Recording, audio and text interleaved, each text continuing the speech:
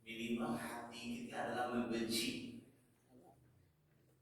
Apa kalau hati kita tidak membenci kepada Tuhan itu, artinya kita adalah sama. Minimal wak membenci saja dia. Karena tidak sama kita mau apa?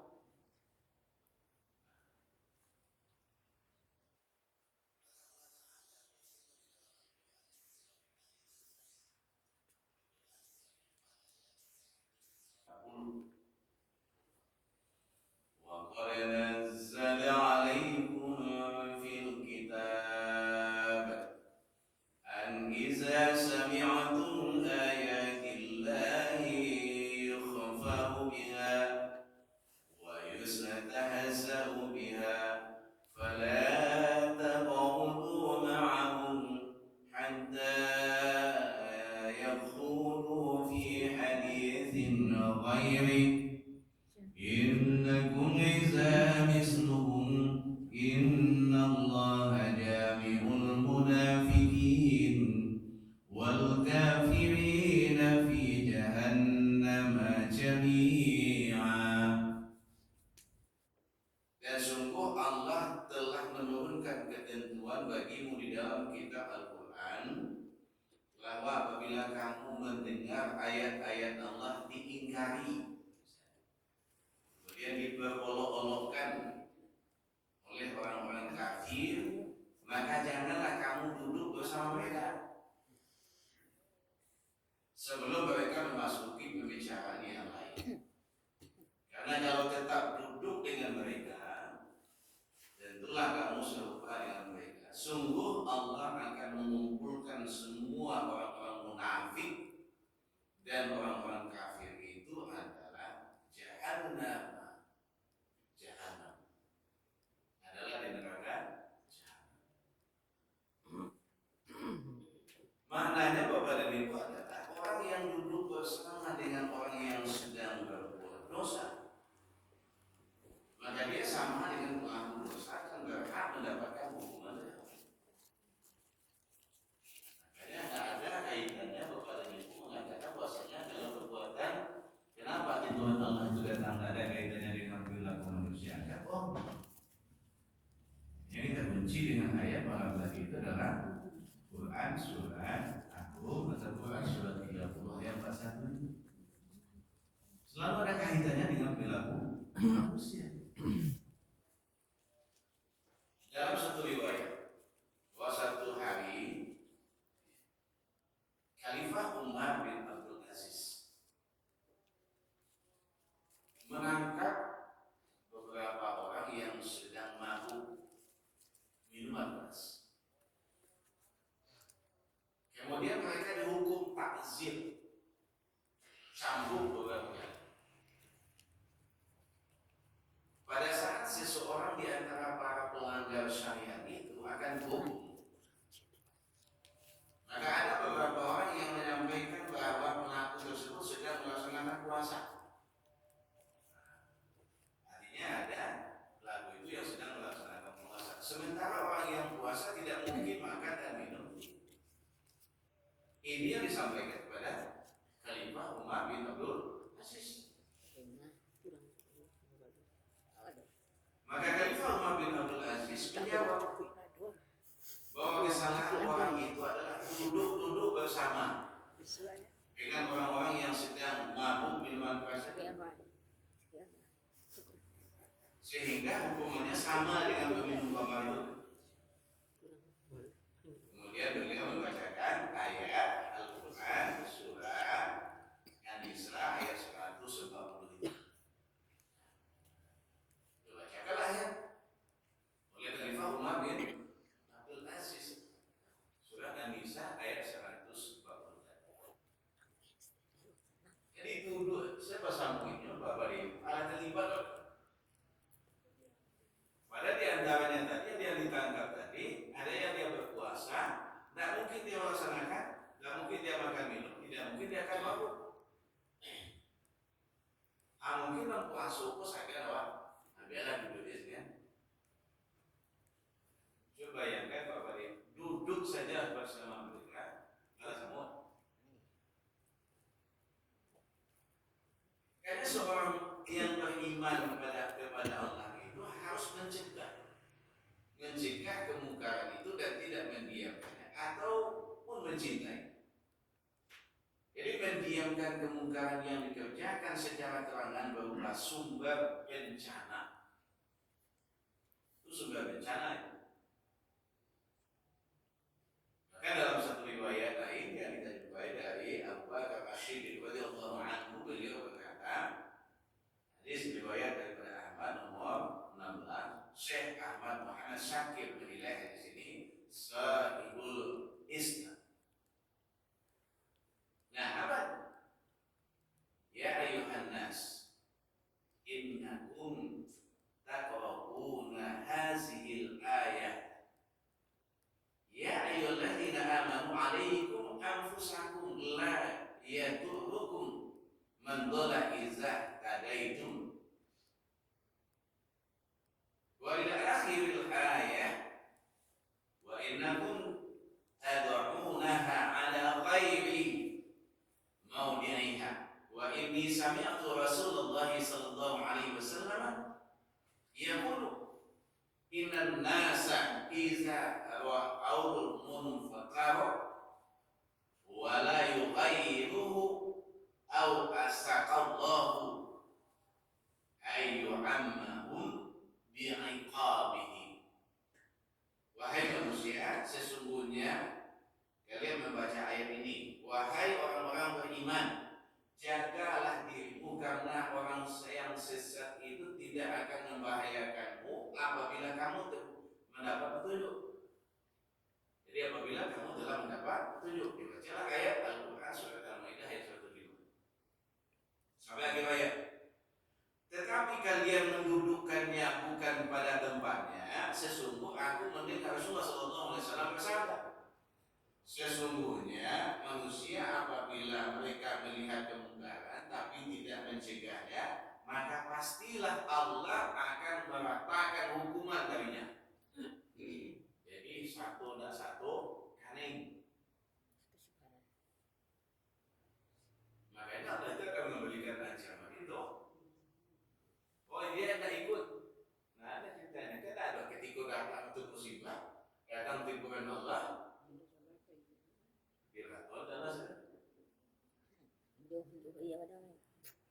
Jadi satu dan satu.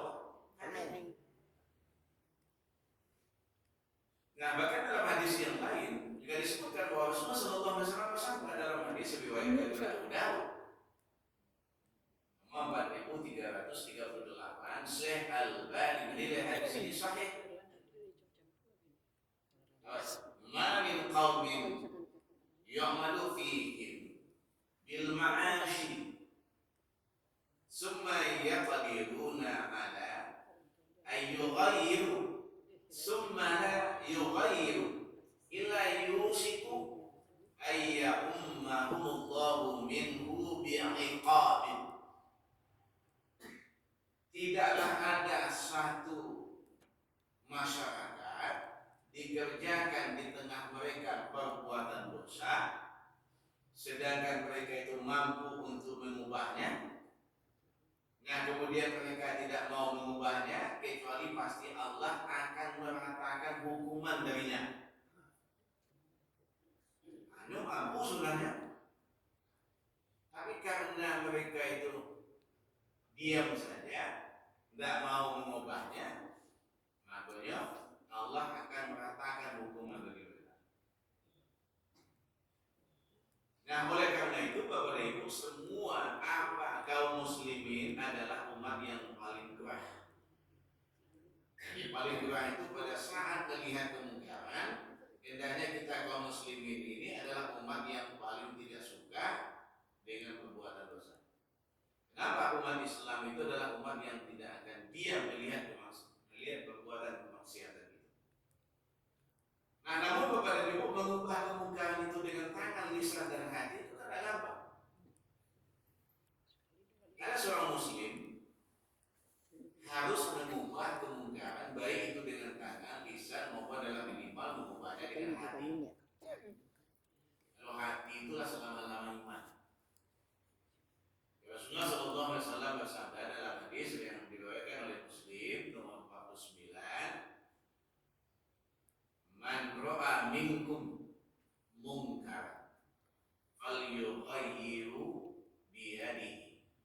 Fa illam yastati' fa bilisanihi fa illam yastati' fa bi qalbihi wa dzalika ad'aful iman. Jadi barang siapa di antara kamu melihat kemungkaran, maka hendaklah ia mengubahnya dengan tangannya kalau mampu. Jika tidak mampu, maka dengan lisannya, minimal menyampaikan. Jika juga tidak mampu lagi, juga dengan tangannya tadi, dengan lisannya juga tidak, maka dengan hati berdoa kepada Allah. Minimal hati tadi membanci menjadi kita. Kemudian kita doa kepada Allah, ya Allah, hamba tidak mampu, ya Allah, hamba tak sanggup ya untuk mengubahnya, ya Allah. Minimal berikanlah teguran padanya, ya Allah. Dan itu adalah selama-lamanya iman. Kenapa tidak akan sanggup kita itu dalam menyampaikan dengan tangan, dengan lisan kita? Harusnya kita disampaikan, usul-usul Allah semua.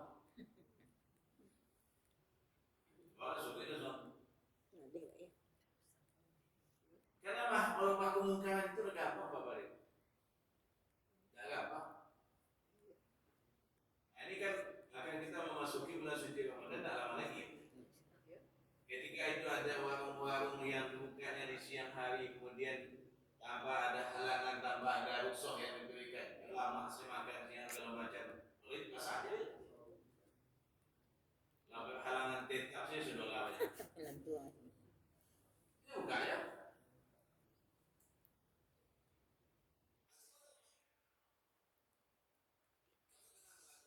Bapak Ibu, kami di siang pasar-pasar segala macam. Dihadang Pak. Risikonya begitu. Sampai ketika itu adalah anggota-anggota saya, ketika itu adalah saya memimpin, anggota-anggota saya ditangkap. Ini saya temukan ke Polres. Pak, kalau ditangkap itu sebenarnya tangkap sudah lain yang tadi Pak. Maksud saya juga kata.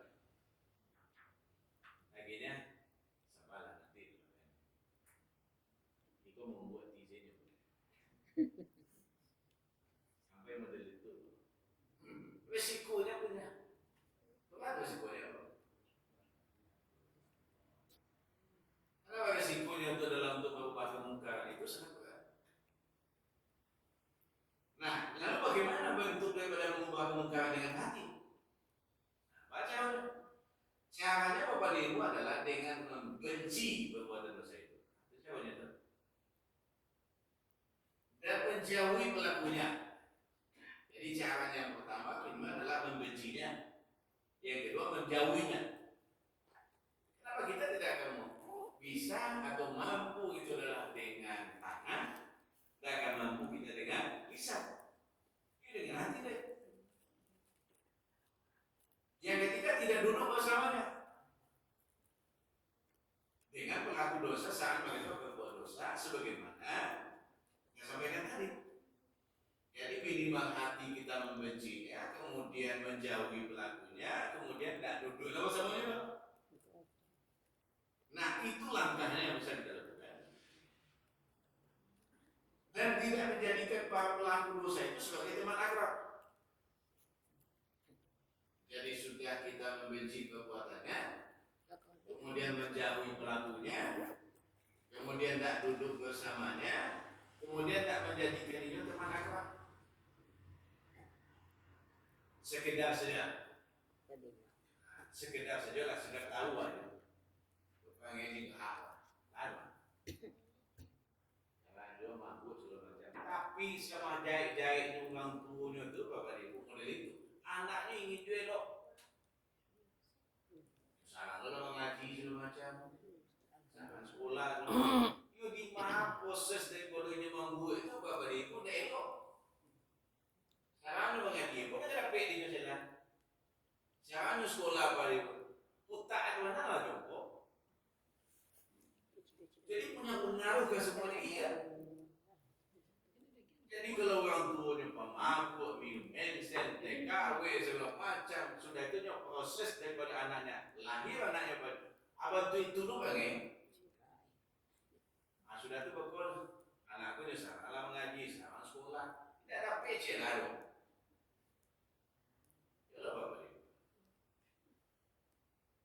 buktikan betul. Yang buktikan betul orang yang sudah gitu.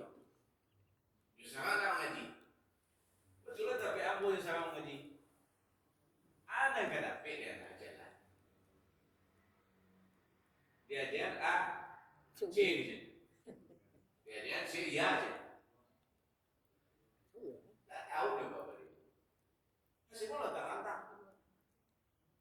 Kenapa proses yang tadi itu sudah mempengaruhi begitu betul Pak Ibu.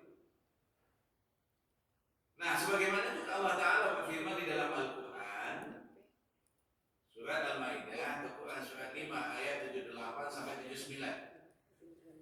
Lu'inal ladzina kafaru min bani Israil ala lisani Daud wa Isa bin Maryam dzalika bima asaw wa kanu ya'malun kanu la yatanahawun an munkarin fa'alu labisa ma kanu yaf'alun. Orang-orang kafir daripada Bani Israel itu telah dilaknat melalui lisan ucapan Daud dan Isa putra Maryam. Yang demikian itu karena mereka durhaka dan selalu melampaui batas. Mereka itu tidak saling mencegah perbuatan mungkar. Yang selalu mereka perbuat sungguh sangat buruk apa yang mereka perbuat. Maka Rasulullah SAW juga bersabda sebagai di mana diriwayatkan oleh At-Tirmidzi dalam hadis nomor 3047. Ini cukup panjang. Apa dalam bunyi hadis? Jadi Bapak dan Ibu jemaah yang berbahagia, lama waqa'at Banu Israil fil ma'asi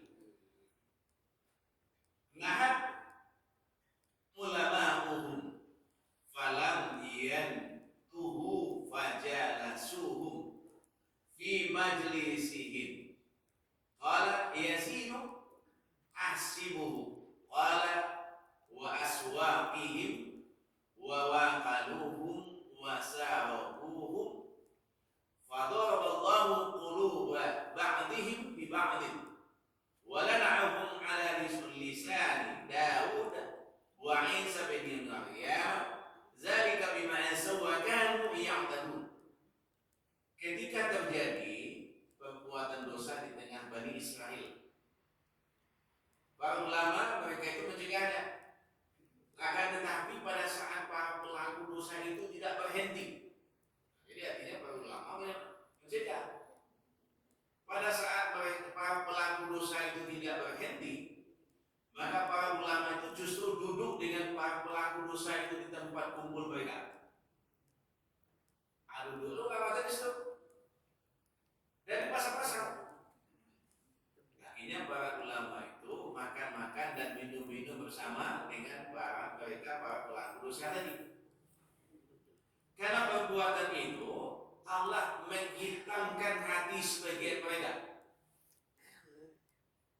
oleh sebab sebagian yang lain dan melaknat mereka melalui lisan daripada ucapan Daud dan Isa putra Maryam. Nah, yang demikian itu karena mereka itu durhaka dan selalu melampaui batas. Jadi dilaknat di dalam. Makanya ketika Khalifah Umar bin Abdul Aziz tadi mengapa angkit sedolah tadi, dia duduk-duduk sudah, duduk-duduk sini. Akhirnya apa? Diberi hukuman takzir, dicambuk oleh Khalifah Umar bin Abdul Aziz. Bisa ada yang protes, wahai Khalifah, itu berpuasa. Sebagian ini ada yang berpuasa, tidak mungkin dia makan minum, tidak mungkin dia akan mabuk. Ini duduk sebentar, iya. Nah, satu aja teman. Nah, coba ya. Jadi kalau lama lihat kemungkaran, kabar ibu minimal dengan lisan kita dengan tadi yang baik tadi. Minimal adalah kita dengan membencinya, sudah tuh menjauhinya. Kemudian setelah kita menjauhinya Bapak Ibu, ada nomor satu dulu sini. Artinya apa? Jangan pula kita nanya teman akrab dengan mereka itu.